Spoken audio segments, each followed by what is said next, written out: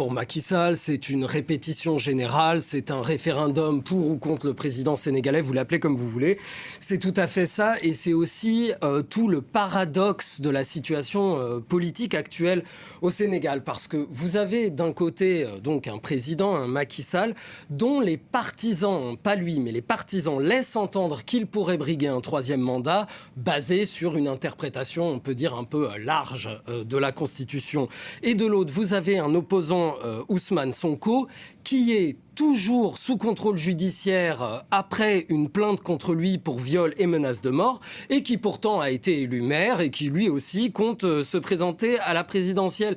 Vous avez en fait finalement tout un scénario qui est basé sur une hypothèse, qui n'est donc pas un fait, c'est-à-dire celle que Macky Sall se présente, et dans cette hypothèse, vous avez un candidat qui lui est sous contrôle judiciaire, qui envisage de se présenter. Et ce que ça illustre, si vous voulez, c'est finalement le vide dans lequel le paysage politique sénégalais se trouve, puisqu'on le rappelle, si Ousmane Sonko a été propulsé ou s'est retrouvé opposant numéro 1 de Macky Sall, c'est parce que, premièrement, les deux opposants principaux à Macky Sall ont été écartés de la course vers le pouvoir à cause de condamnations judiciaires. Il y a eu Karim Wade en 2015 et Khalifa Sall en 2018. C'est d'ailleurs pour ça que les partisans d'Ousmane Sonko n'envisagent pas une seule seconde que les accusations de viol contre lui puissent être vraies. Ils pensent que c'est un complot politique. Et enfin, on le rappelle, celui qui est arrivé deuxième après Macky Sall à la dernière présidentielle